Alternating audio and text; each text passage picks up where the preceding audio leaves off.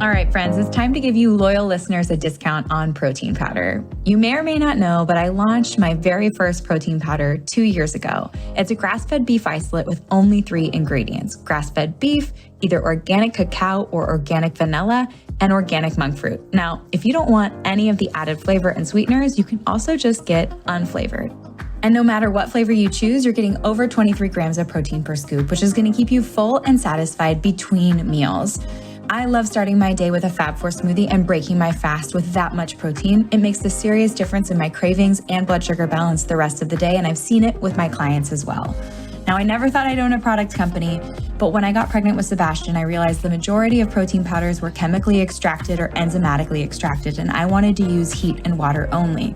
I wanted minimal ingredients because we don't need those emulsifiers, fillers, or added vitamins, minerals, and probiotics. All of those additions increase the chances that it's not going to work for your body, whether it be bloating, digestion issues.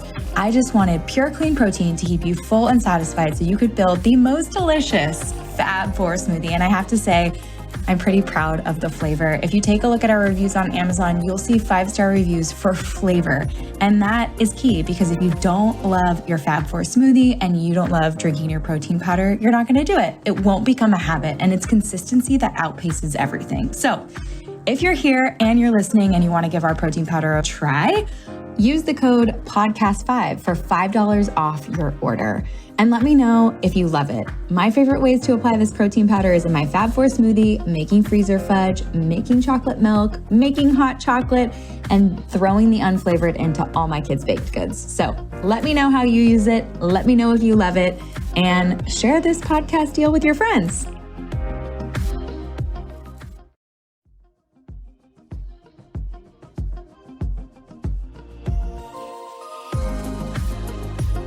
Jon Gordon has inspired millions of readers around the world. He is the author of 25 books, including 5 children's books and 11 bestsellers, including The Energy Bus, The Power of Positive Leadership, and Relationship Grit. Jon is a graduate of Cornell University and holds a master's in teaching from Emory University. He and his training and consulting company are passionate about developing positive leaders, organizations, and teams. Our conversation was both inspiring and motivational to me personally, and I hope you feel like you just jumped on the energy bus with Jon too. All right, Jon, welcome to the show. I'm so excited to have you. You're such a positive influence. You've written a multitude of books encouraging people to have positive leadership and to change their lives, including a book on relationships that you co-wrote with your wife. You're my people. I love the positivity, the glass half full, the just go get them attitude. And I'd love to help our listeners tactically understand how they can do it and how I can do it at home. Kelly, I think it's interesting that I write about this and I speak about this because I'm not naturally positive. So I think that should give people some comfort. If you don't feel like you're naturally that way, that's okay, because I struggle with it. So much so that my wife almost left me years ago because I was so negative, because I was so miserable. But when she almost left me, it was really a wake-up call to ask, okay, why am I so negative? How can I be more positive? And what is my purpose? So I started to research ways I could be more positive. Years ago, this was during the emerging field of positive psychology. I started to write about and practice these ideas. And next thing you know, they became a part of my work and my life. But I have rewired my brain from negative to positive. I do think growing up in Long Island, New York, in a Jewish Italian family, a lot of food, a lot of guilt is one of the reasons. But I also believe, it's habit. I believe it's mindset. So, every day it's about how can we feed ourselves in order to feed others. The mind is like a garden. You got to weed the negative and feed the positive. And the more you do, you create a garden that will flourish and produce amazing fruit in your life. But there are practical things you can do to be more positive. Well, and I think that's why I wanted to bring you on the podcast, is the practical and tactical aspect, because I consider myself actually a pretty glass half full person. I generally wake up in a good mood, but when you layer on 0 sleep, a toddler and a newborn, a business, a mortgage, parents who are sick or not doing well, all of a sudden it feels overwhelming, and it feels like, how can I stay in this really positive place and keep the momentum in my life And so that's why you're here today, because we all go through seasons of maybe not being able to stay in the right mindset. And so I'd love to start by talking about the energy bus. I read that in 2 days. Thank you very much for writing that book. The energy bus came out and it's 10 rules to fuel your life, work, and team with positive energy. And you've written a number of other books too, but I think the tactical approach in there of how to create a positive life and influence others to change theirs is really inspiring. So let's get into the nuts and bolts. Where can we start? Well, first you start by knowing that this is not about Pollyanna positive. Yeah. This is not about, people roll their eyes and they think, oh, Mr. Positive. No, this is not about seeing the world through rose-colored glasses. This is knowing you have the power to overcome the thorns. This is not about ignoring reality. Like right now you're going through a hard time. Right now you have kids. Right now you have parents that are struggling. You have so much on your plate. You have your business. You have your life. You represent most of America. We are struggling in so many ways. So you don't ignore reality, but you know that this is about optimism, belief, and faith in order to create a better reality.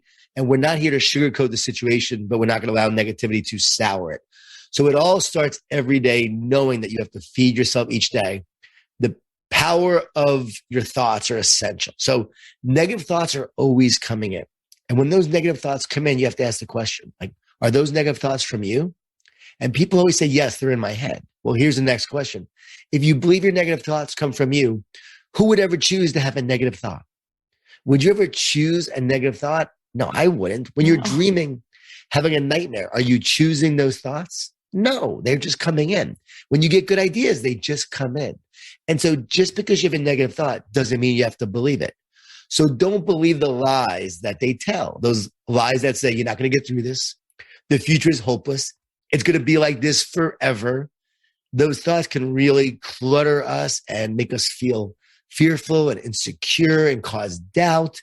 And so we have to be aware of that. So the best advice I've ever heard is from Dr. James Gills, the only person on the planet to complete 6 double Ironman triathlons. That's double Ironman, which means you do an Ironman, a day later do another one. And the last time he did it, he was 59 years old. So he was asked how he did it. He said this: I've learned to talk to myself instead of listen to myself. He said, if I listen, I hear all the fear, the negativity, the doubt, all the reasons why I can't finish this race. But if I talk to myself, I can feed myself with the words and the encouragement that I need to keep on moving forward. So that is strategy one. Like, talk to yourself.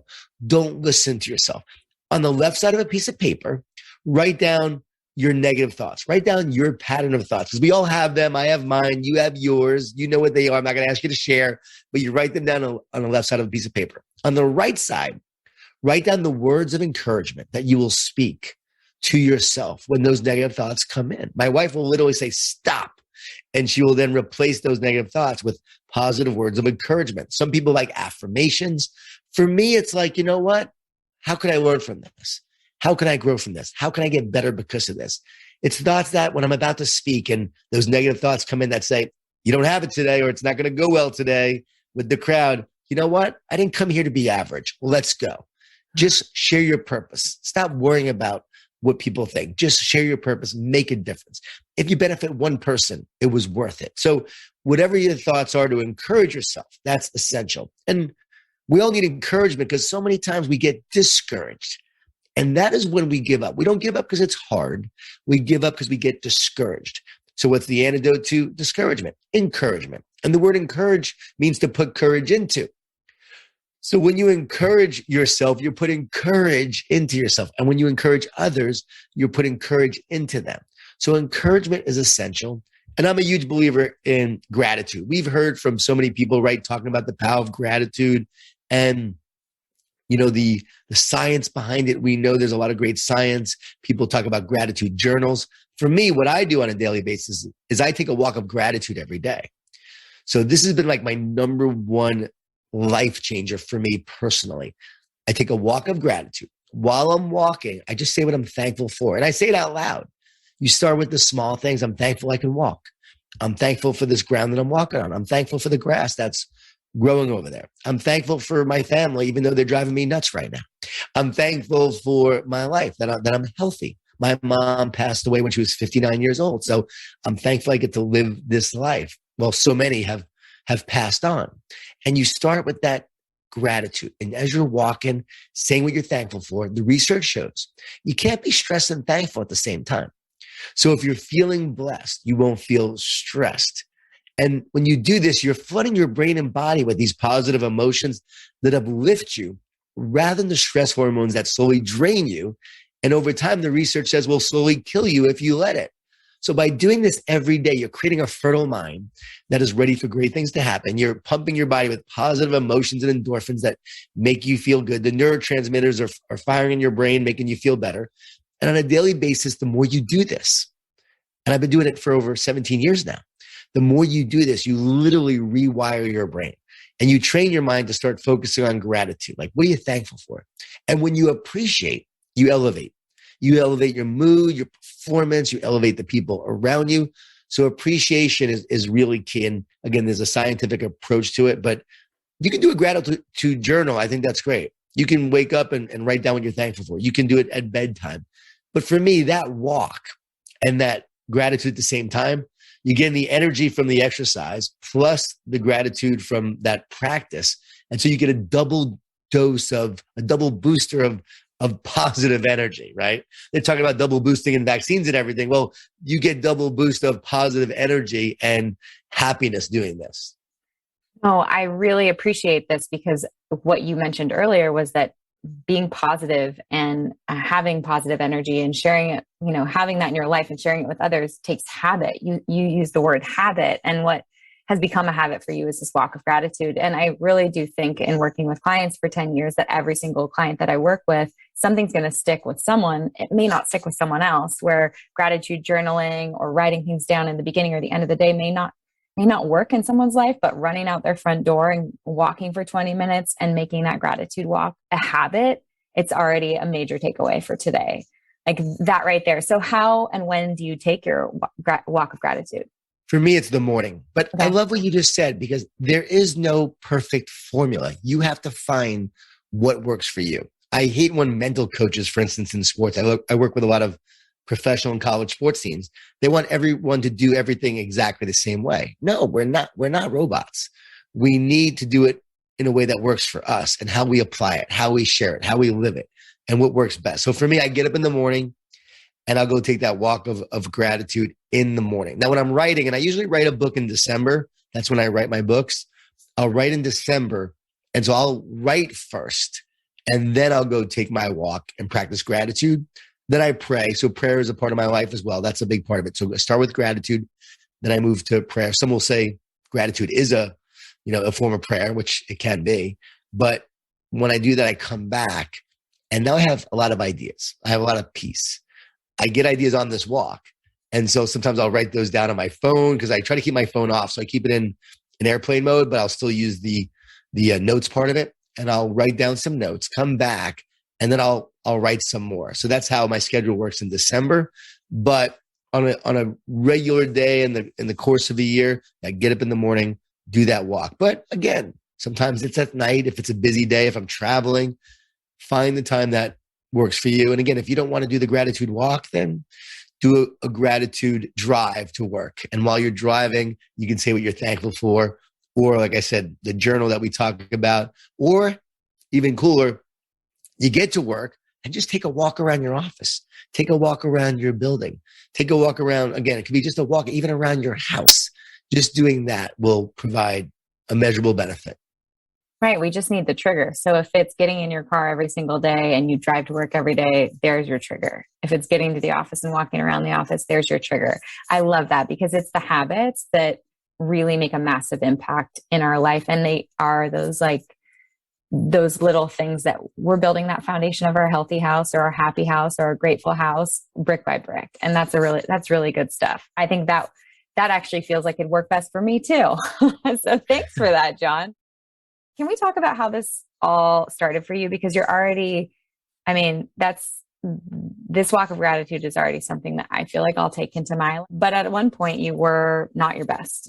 You were down and out, negative. Your wife was not super stoked on your personality or maybe your vibe, your aura. We all can get that way. So what was going on in your life and where were you before where you are today? Lost my job during the dot-com crash. I was in the restaurant business. I started a nonprofit organization when I was in Atlanta in my 20s. I went to law school for a year and a half, said this is not for me. Got my master's in teaching though, taught a little bit, enjoyed that. Ran for city council, walked door to door to 7,000 houses, almost won the election, but lost. And then I went to go work for this dot-com where I thought I was going to make my fortune. Had like 100,000 shares. I was going to make a fortune if the company did well. But like most dot-com companies, we crashed and everything fell apart and I lost my job. And now we're in Ponte Vedra Beach. We had just moved from Atlanta. We had this house, this mortgage, and I am crumbling from the inside out. Like it is not going well and I'm not handling it well at all. I was not very mentally strong during that time. And so that's what my life was like during that time. We had 2 small children and I just felt the weight of the world on my life and the pressure. So it was really beating me down. But when my wife gave me that ultimatum, I was like, okay, why am I so negative? What am I born to do? And I remember saying like, all right, what am I born to do? And I looked up to the heavens and writing and speaking came to me. I mean, it literally came, boom, just came right to me. Okay, I'm going to do that. What am I going to write and speak about? I don't know, but I know I'm going to do this somehow, some way. And even if it takes years to be successful at it, at least I'll be doing something I love, building something I love. So I went and opened a Moe's Southwest Grill franchise restaurant. I second mortgaged our home, $20,000 in credit cards. Wife was very supportive. Catherine was all in with me. And we did whatever it took to make this first place successful because I knew that I couldn't just go write and speak without an economic foundation. So my goal was to hopefully make enough money with the restaurant and have a manager run it. That would allow me to get going writing and speaking.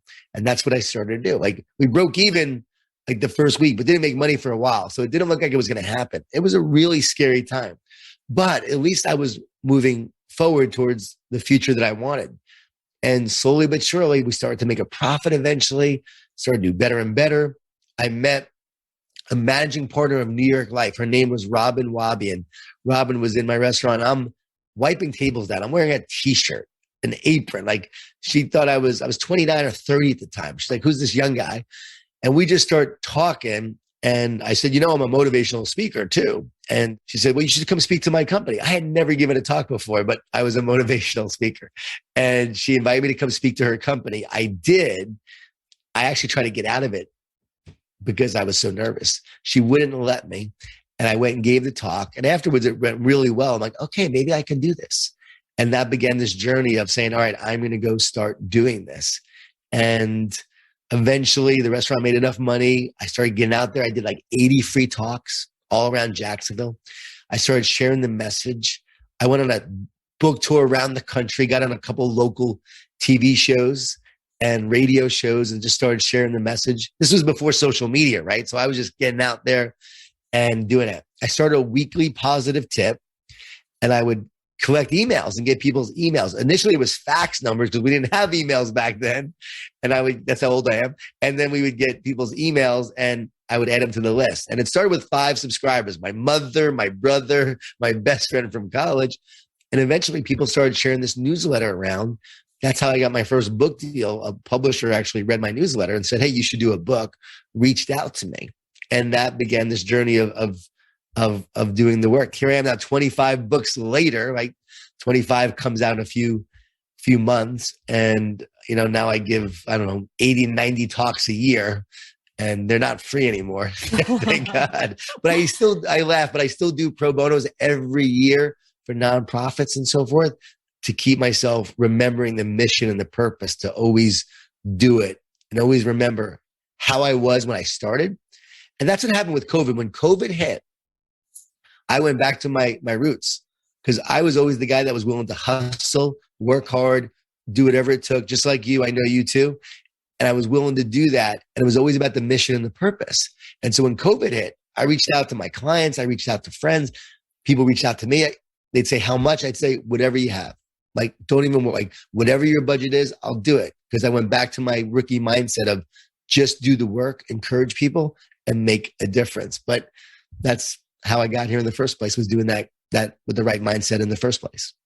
Oh, Jon, thank you for being so candid and transparent. I think I can imagine you wiping down that table, and I can feel like it, I can feel the fear of the first time. Like, can you talk about imposter syndrome? I think a lot of people hold themselves back at that step, and you almost did. Like, to think where would you be right now if she didn't like kind of hold you to the fire on coming in and speaking to her company and showing yourself you could do it.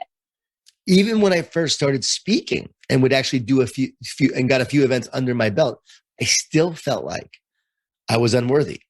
Who am I to be speaking? Who am I to be doing this work? Who am I to be on stage? Why should they listen to me?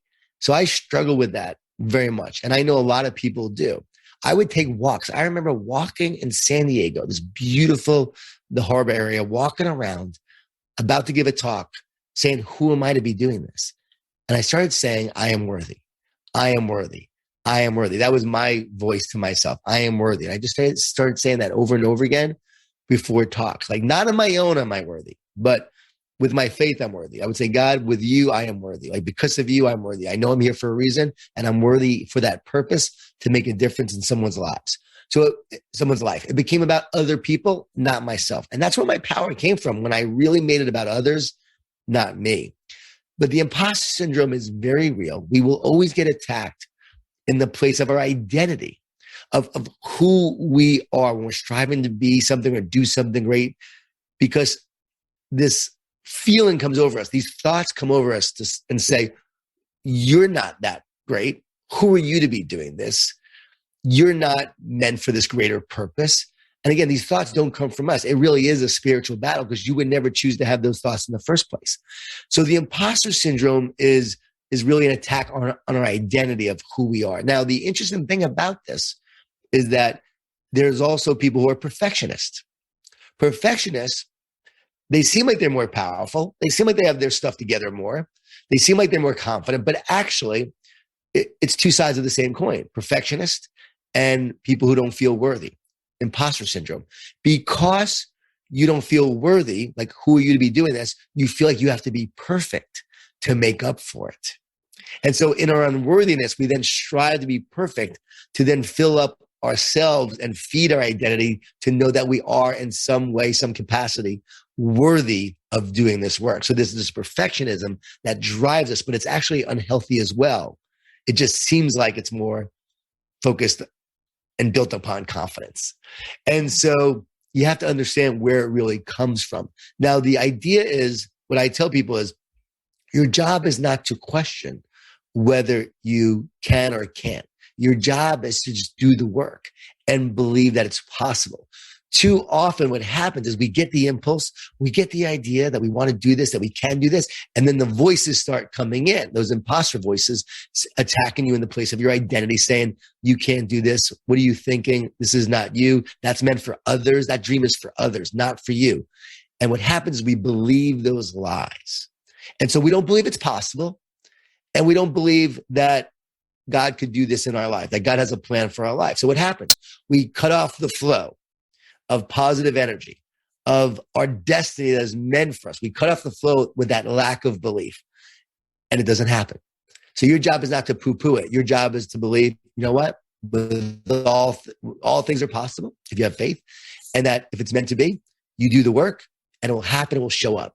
And when you have that mindset, you now open the floodgates of positive energy to flow through your life, and you are able to then achieve your destiny. And I think that's the difference between me and someone who maybe wanted to do this work and wasn't able to, because I don't think I'm anything special. I just believed. I just thought it was possible. And I was naive enough to be successful and to just go for it, to dream it, and then to work at it every day. And when those doubts did come in, when I had those fears and those doubts, I reminded myself that it was about making a difference, and it was about that purpose. And then over time, what happens is you start to see the impact of your work. You start to see people benefiting from it. And you know that's why you're here. It's why you're doing what you're doing. You get confirmation of that, just like you impact so many people, Kelly. You impact our lives. You impacted our family. You do this work, and then you know, okay, that gives you conviction now to go impact even more people. So in the beginning, I was speaking about what I believed to be true. Now I speak about what I know to be true based on results and experiences and impact and firsthand stories that you see. So you now have greater confidence. But in the beginning, no confidence at all. and just built by pure faith and a little, I think, willingness to just be imperfect and just go for it. Oh, it resonates so deeply with me because I remember working with my first couple of clients for free and scrappy with my husband's fraternity brother's wife before her wedding, and my friend's dad who was diagnosed with like heart disease, and looking at all his labs. Like, I remember those first clients and the hustle and the free work and the writing articles for people so that they would just put my article up on their site. Like, what you said is naivety. Like, to be naive, to have it sounds like a little bit of hustle, but it's just to do it, you said, and to get rid of those fears and doubts. And then eventually the work shows you that it's worth it. Yes. And a lot of hustle, I hustled a lot, and a lot of grit. Like, grit is the number one predictor and factor of success. Just showing up each day with that gritty mindset that says, okay, I'm going to get knocked down. I'm going to get some rejections. People are going to say no. People may not even like my talk, which happens, right? Yeah. But after the bad talk, you come back and you give another one and you get better and better and better. Even my wife said, John, I give you so much credit. You were speaking when you were really bad, but you kept getting better. Like, you kept doing it. And I think a lot of people won't do it because they know it's not great. They feel, again, imperfect. And so they don't want to do it unless they're great, but then they never get better because they don't do it in the first place. So their perfectionism keeps them from actually doing what they want to do. You have to be willing to be imperfect, willing to be bad in order to one day be good. But their identity is so attached to the outcome and to what people say and to how they feel even about themselves that it cuts them off from doing what they're meant to do. And people say, like, don't speak for free in the beginning. Don't give away your stuff. I'm a big believer in doing that in the beginning. You got to show proof of concept. You got to work on your craft. You got to get good. Like, my daughter's 23. She now wants to do this work. She's told me. I have not forced it upon her at all. I've tried to prevent her from doing it, but she's seen me doing this and she now wants to do it. She came to our Power of Positive Leadership training recently. It was so cool to see her there. She stood up and spoke for a little bit. And I thought, okay, yeah, she can definitely do this. But I told her, Jade, you should go out and do some schools first and go speak at some schools for free. She's like, why, Dad? Because you go out and do it. And then after doing it, you're like, wow, I just did this. I could do this. Man, I am a speaker. And then you see their response. You know, you made an impact.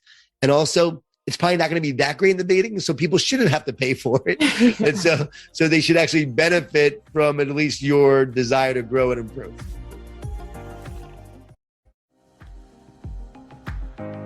First of all, your daughter is so lucky to have you as a dad, and that you've made this a practice in your family, and that she's so inspired that she wants to get out there and pass it on. I mean, I feel even just the energy here on our podcast, and it's just real. Like, you have to show proof of concept. You have to try, you have to get out there. And I think with social media, and correct me if I'm wrong, like, we're putting ourselves out there to potentially the whole world. If your Instagram or your website or whatever is public, like, it's not behind a paywall, it's out there. So you're putting yourself out there, and people are not afraid to cut you down, and they're not afraid to put their opinion in the comments, and it's not always going to be positive energy.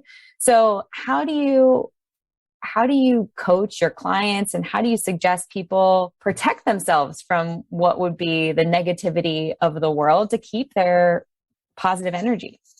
Well, first and foremost, my daughter, I have to tell you, she remembers me when I wasn't positive, when I was not a great dad early on. Like, she remembers that time. She saw me change. And that's a powerful thing for her to see her own dad change over time and see what this work did to me and for others. So she talks about being positive doesn't just make you better, it makes everyone around you better. In her college essay, I remember reading it. It said, when I was young, my mom struggled with her health and my dad struggled with himself. But I watched as he worked to become a more positive person. And as he started to do this work, I saw him change. And then I saw other people change. And if they can change and he can change, the world can change. Like that was her essay. It brought me to tears. Yeah, like I'm crying over here. Yeah, reading this essay, like, wow, okay, like, so she saw the realness. And I've taught her over the years, like, how do we protect ourselves? Well, we don't focus on the outside. We know that we create from the inside out. This is the power of inside out. The outside noise, the expectations, looking at social media, the Instagram, comparison, being the thief of joy.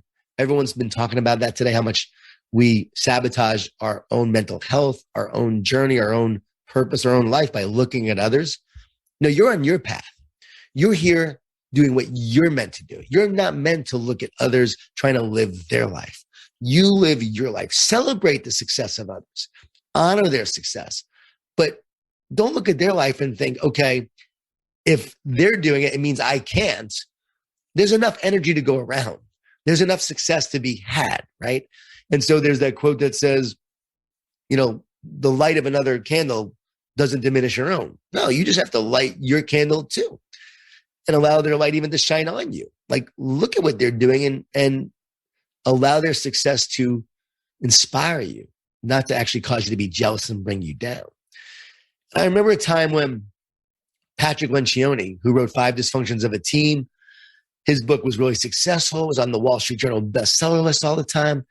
The Energy Bus, I think, had just come out. And I remember feeling really jealous of Patrick that he was doing these big engagements and I wasn't. And I made the decision one day to honor him and to celebrate him, even though I didn't know him, but just to celebrate what he was doing. And I did. And I was no longer jealous. I was now honoring, celebrating him, saying, okay, if he can do it, I can do it. I'll never forget, like 5 years later, the Energy Bus was a top bestseller, like 1 or 2 in the Wall Street Journal list. Who do I get a note from? Patrick Lencioni, who wrote me a note saying, hey, congratulations, you have the top business book in the country right now. Out of all people, he would send me that note, not even knowing that he was someone who I was jealous of, but then came to celebrate him. And now we're great friends. Like, we have become really good friends. And so the key with this is to know that the outside has no power over you. When we see professional athletes, we see Osaka, we see Simone and at the Olympics and what happened with her mental health. People were celebrating her for stepping away and not competing. Other people were saying she was weak for not competing. Here's what I saw. It should be neither.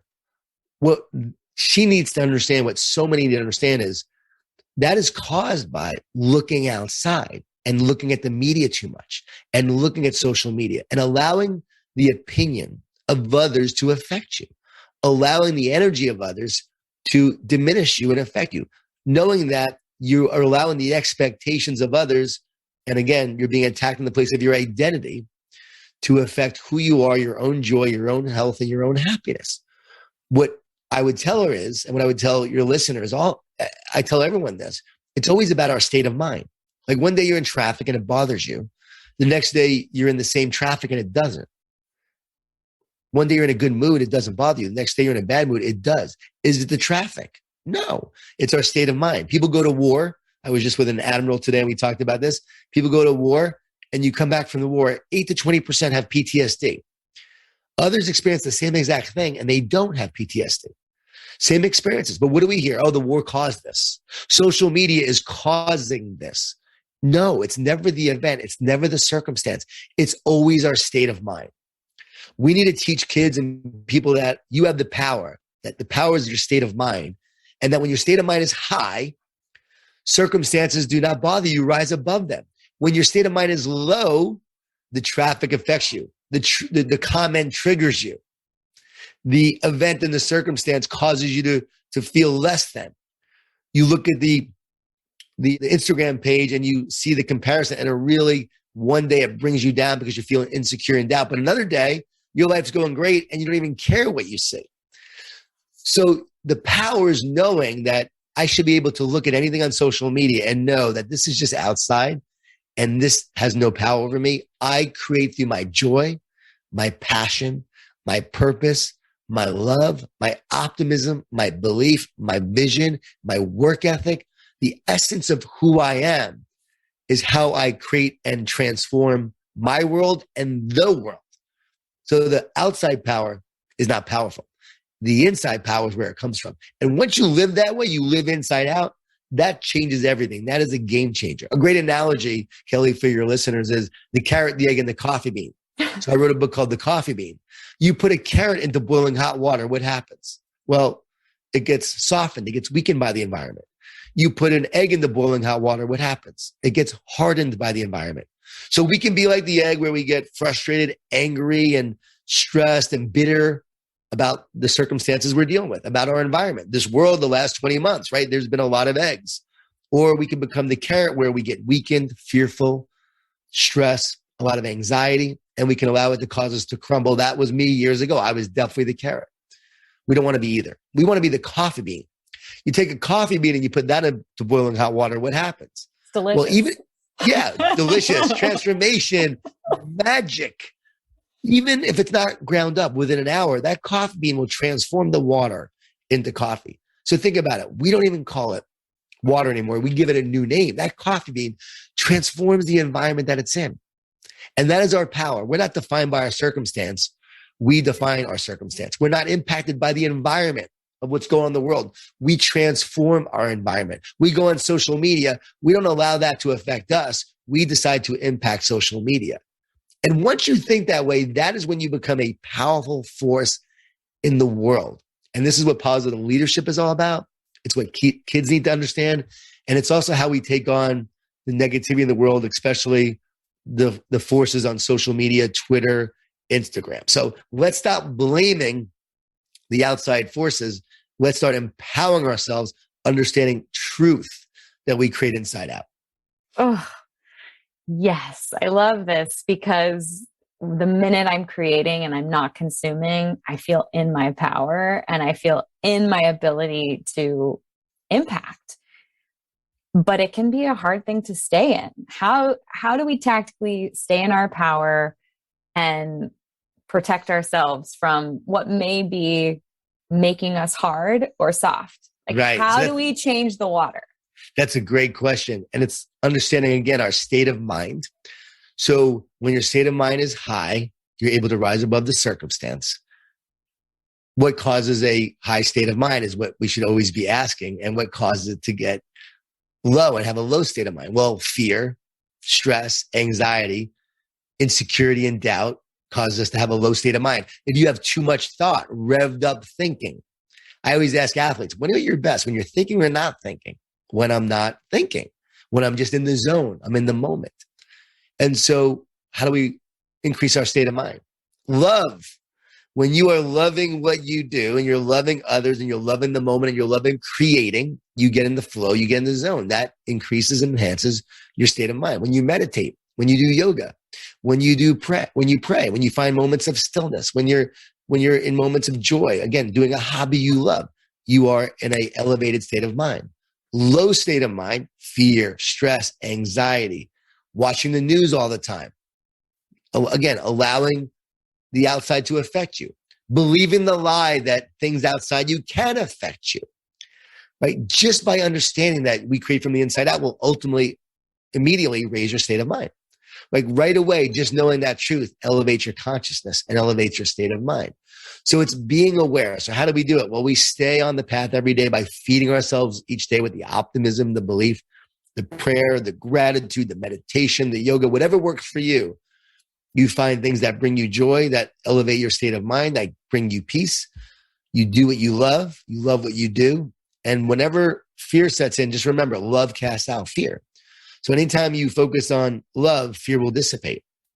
And so that's really a great way to elevate our state of mind as well. So you got to habitually do it on a daily basis, feed yourself each day, understanding this is for grit, mental toughness.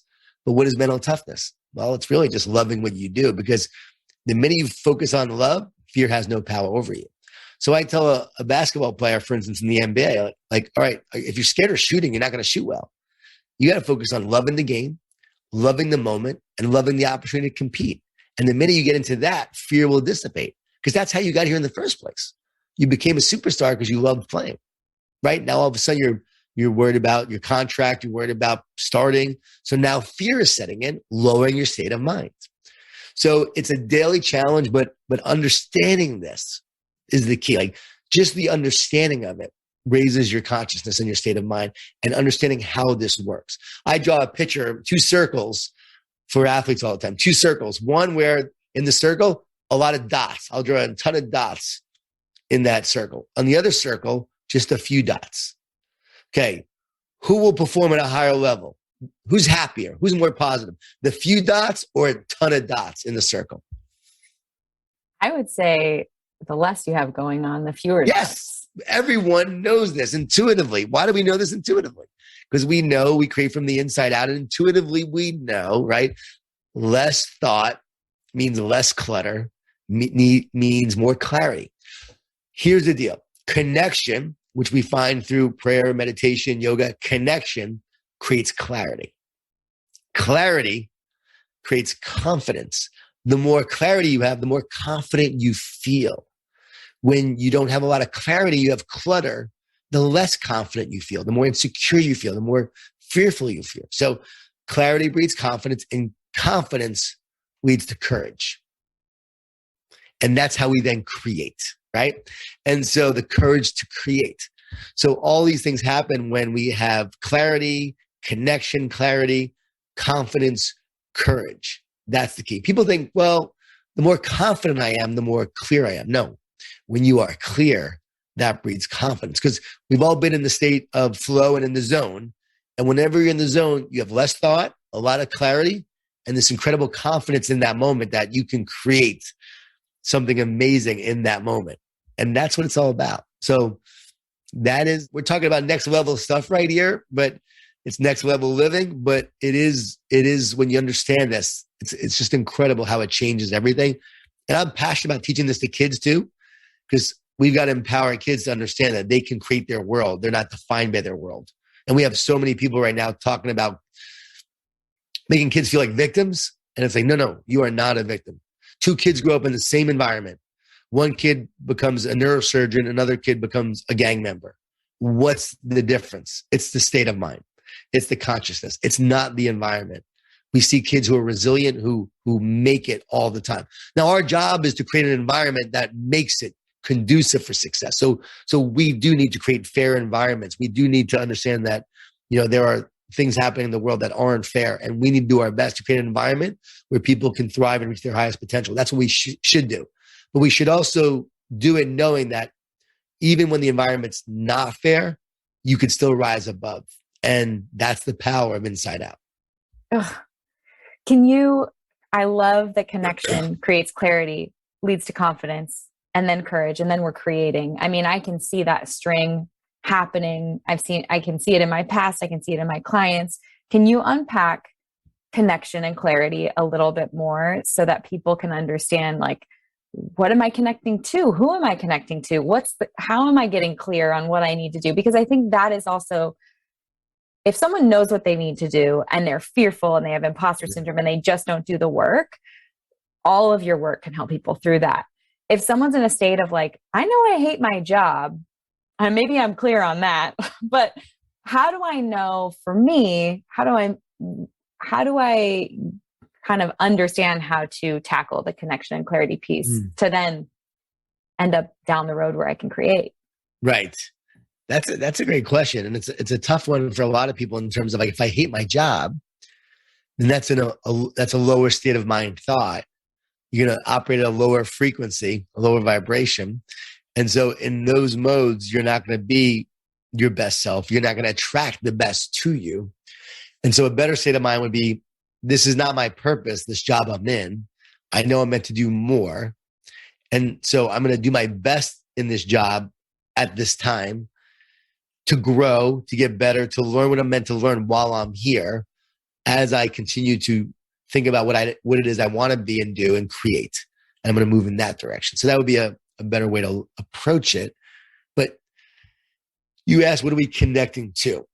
So that's a tough question, because for me as a person of faith, it's an easy question. I am connecting to the creator of the universe.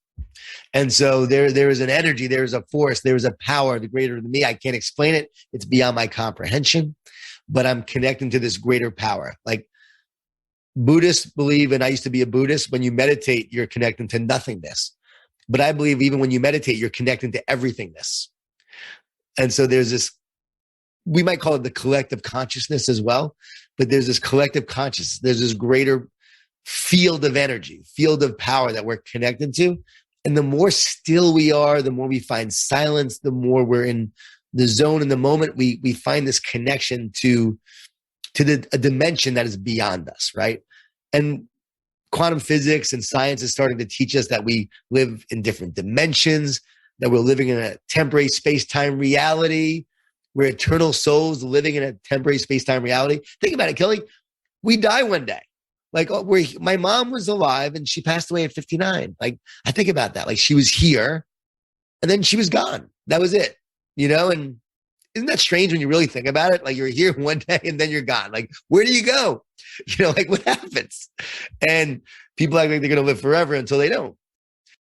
So we are spiritual beings living a certain reality. And the way I know that is because we're made of energy, equals MC squared. So everything is energy. Everything that looks like it's matter is actually energy. And actually we live in an energetic universe. So when you say, what are we connecting to? I think we're connecting to the energy of everything. And I believe that universe, which means one song, right? Universe means one song. And there are creators of songs, right? There's a creator of the one song. So I'm connecting to the creator of the universe, the one song. I'm not connecting to the universe. The universe is something I'm a part of. I'm part of this universe. The universe is the pool I'm swimming in. It's the medium, but I'm connecting to the creator and the maker of the pool that I'm now swimming in and I'm a part of. So for me, that's what it's like. I'm silent, I'm connecting. And for me personally, when I started to pray, I started to hear back. When I started to pray, and I started to receive ideas and inspiration and encouragement. The more I surrendered to get out of myself and just to trust, that's when a greater power started to move through me. When I said, use me for your purpose, God, guide me towards my purpose, but have me do what you want me to do. That's when I found my purpose and I found what I was meant to do. So that has been my journey in terms of connection. So, but for other people, again, I know people who practice yoga and they feel like they're very connected. I believe they're practicing yoga and they're still connecting to this energy beyond them. And they're moving from their physical bodies more to a spiritual realm. And when they do that, that's what happens. They're connecting. And from there, they have more clarity. So riding a bike, yoga, meditation, prayer, even just taking a run, people find that they feel themselves connecting something greater than themselves in those moments. And we've all had the spiritual feeling and connection experience of an out of body, maybe in a dream where we're flying, or people have had near-death experiences, really powerful. Or even for me, I've had really spiritual moments on the athletic fields where like you're moving and you're thinking, and yet like it's happening. It feels like in slow motion, but it's not. Like those are all experiences of experiencing the physical and the spiritual meeting into one. So one day I'm going to write a book about all this, like, about just hold the collective energy. But Lynn McTaggart wrote a great book called The Field, and it's about living in an energetic universe. Lynn McTaggart, The Field. And that book was really cool for me reading that, just because it explained a lot. Like we're living in this big, giant energetic field that we live in, and it makes sense of this experience that we're having.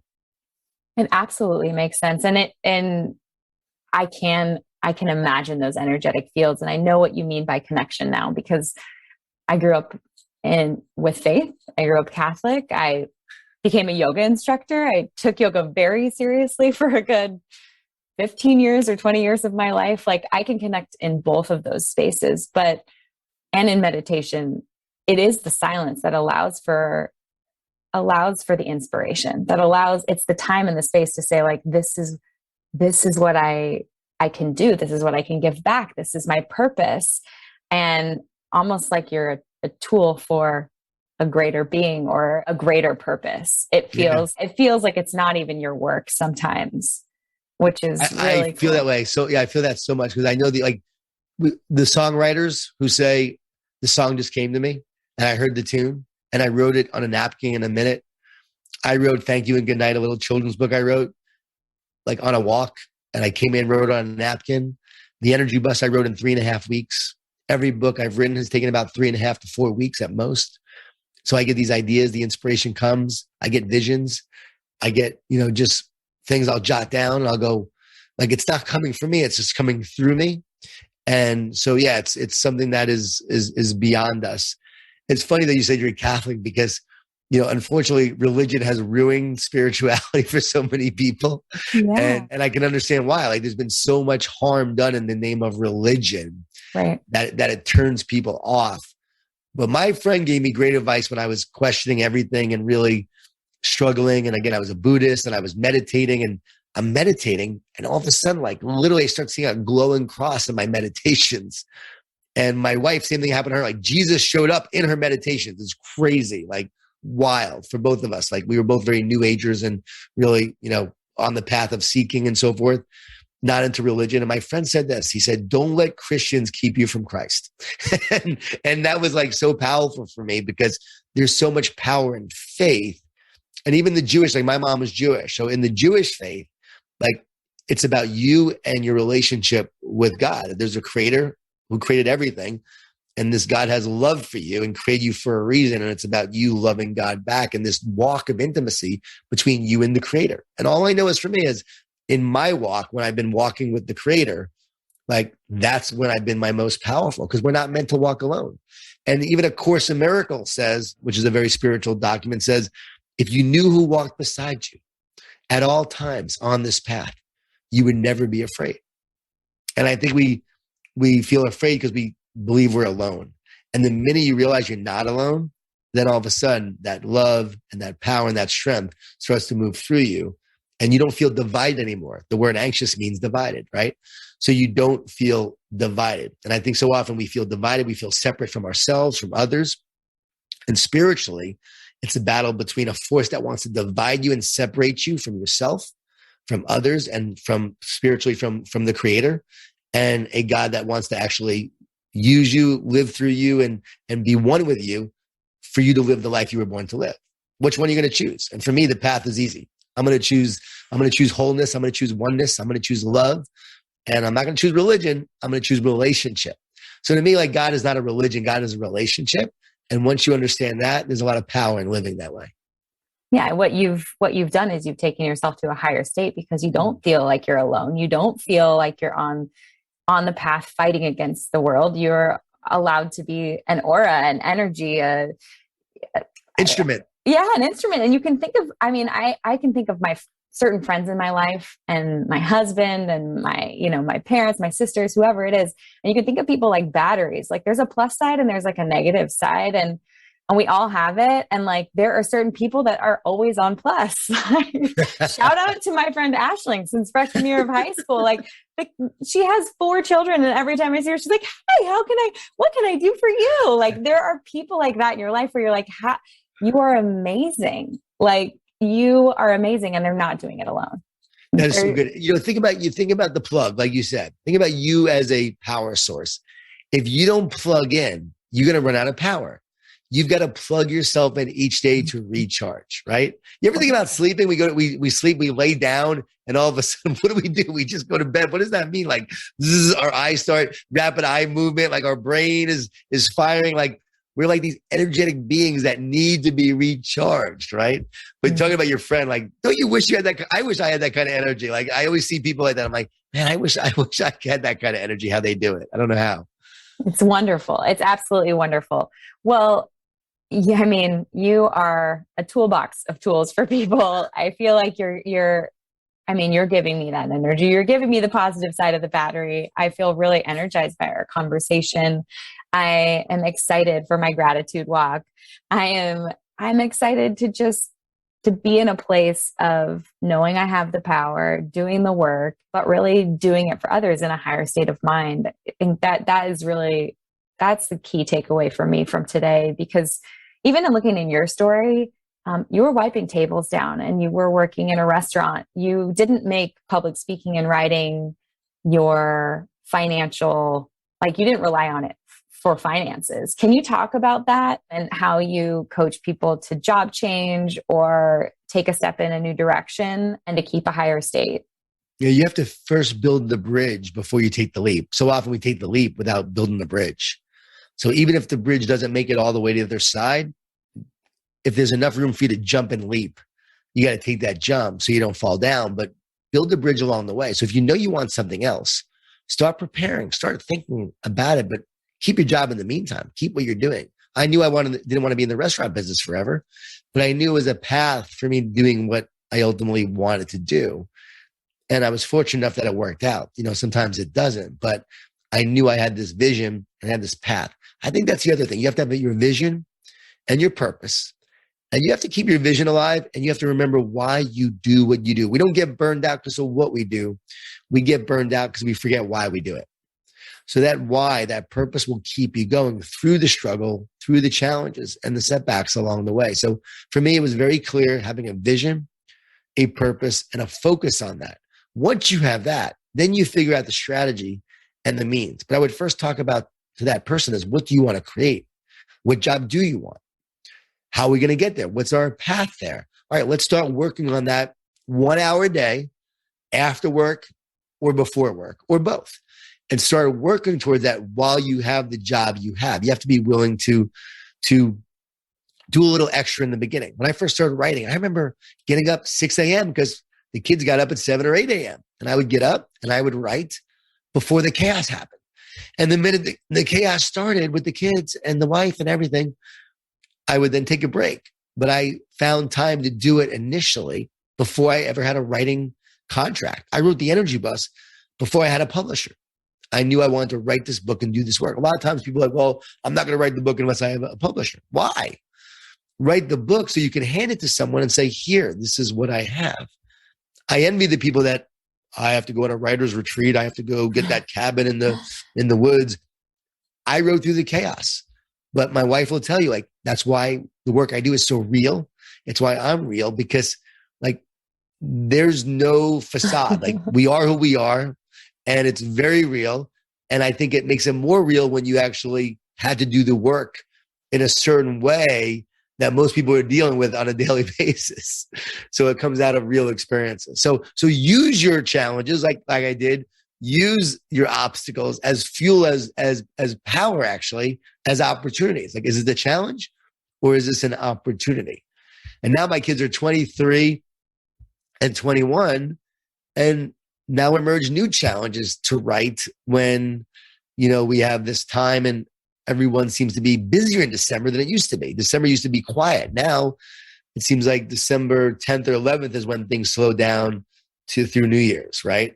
Yeah. But you still have to find.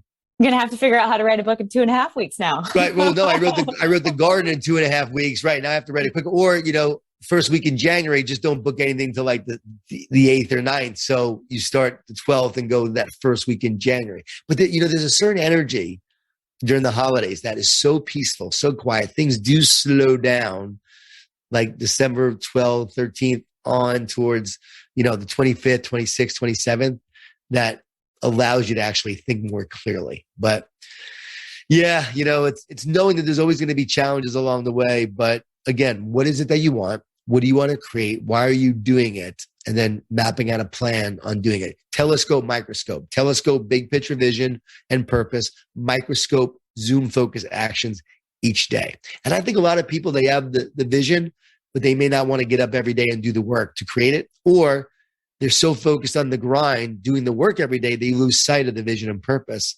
And what happens is you eventually get frustrated, you get burned out, so you give up. And I think you need that. You need both, the balance of the telescope and the microscope. How do you remind yourself of the telescope and keep your eye on the prize with the microscope daily? Like what tactical strategy do you have for that? Me, some people have vision boards. For me, it's constantly remembering the why and seeing that vision and purpose. What matters most? Ask yourself each day, what matters most? I'm going to die one day. So what is it that I want to create? What do I want to spend my time on and invest my energy in? Focus on that. And then have tactical list to-do list on a daily basis of what you're going to do. Like I'm actually, when we're done, I'm going to write down, because I have a lot of things circulating right now in my mind of what we're working on with Power Positive Leadership training and Energy Bus for schools and things like that. I'm literally going to write down a list of, okay, here's the big things we're working on, but here are the things I need to do immediately to make those things happen.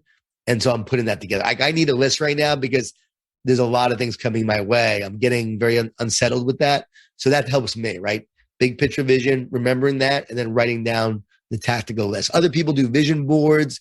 They journal each day. Again, whatever works for you. I'm not a journaler, but I am a list writer. I love a good list.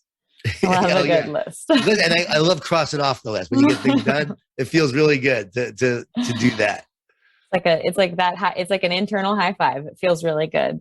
Yes. So can Jon, I mean, you have so many books, and you have, I like I said, I read the energy book in 2 days. I thought it was, what I love is your books are like how you are in person. They're really approachable, are really digestible. They're really empowering. So thank you for spending the time to write all the books that you've written. I know you have Row the Boat coming out in June of 2021. I'm sure you're just going to keep going. So where can people find you? Where can they follow along? Where should they start their journey with your work?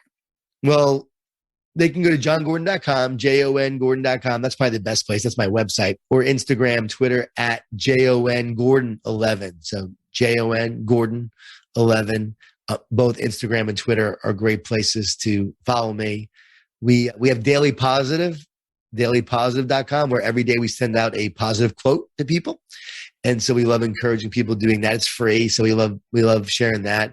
And I write a weekly positive tip. If you sign up for my newsletter, every week I send and share a positive tip for free as well. So those are great places to start. We have a 7-step positivity plan on my website. So you can actually get started immediately with this free 7-step plan that you pick your word for the year. You find your way you're going to feed yourself with positivity, like very practical, like what we were talking about today. So that's a great way to follow me. And actually, Row the Boat already came out, and so now the sale comes out next, and the sale is about integrity. So it's a fable about a guy who's got a $7 million commission coming if he achieves the sale, but he may have to sacrifice his principles and his integrity in the process. And the question is, does he do it? He better not. And that's the point of it. You better not. That's not playing the long game. That's a microscope. I'm trying to create the tease so you want to read it. That's not a telescope, man. That's a microscope right there. Yeah, that's the guy who's focused on the short term. And he is, but he's got a good teacher trying to convince him otherwise. So we'll see what happens. Your stories are the best. All right. Well, we will do links. I will put links up in the show notes for all this stuff. It was such a pleasure, Jon. I really appreciate you taking the time away from the Admiral and your family, and I'm sure everything else on your list, which, we'll get off this podcast. You can go write that list. It's funny. I'm really looking forward to it, to feel better about that. But Kelly, it was awesome talking to you. Appreciate the work you do so much. And you know it, but you're humble, but you're amazing at what you do. And the world is better because of you, and we're healthier because of you. So thank you. Well, right back at you. And you know what? We'll have you back, and we can talk about your health journey too, and how that supported your positivity and your family's positivity. I'd love to do a follow-up after the next book comes out.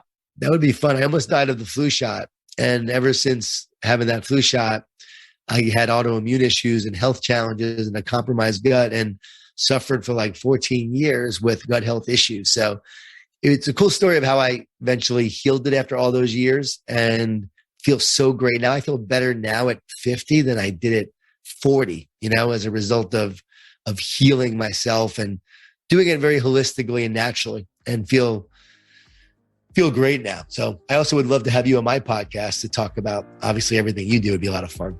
I would love to. And you just that was a great teaser. So we're obviously going to do a follow-up. Okay. I look forward to that. All right. Thanks, Jon. This was awesome. Thanks, Kelly. Thank you for listening to Be Well by Kelly. Please subscribe to the show on Apple Podcasts, Spotify, or wherever you listen to podcasts. Learn more at bewellbykelly.com and follow me on Instagram at bewellbykelly. I would love if you picked up my books, Body Love and Body Love Every Day. They're sold on Amazon and at all major booksellers.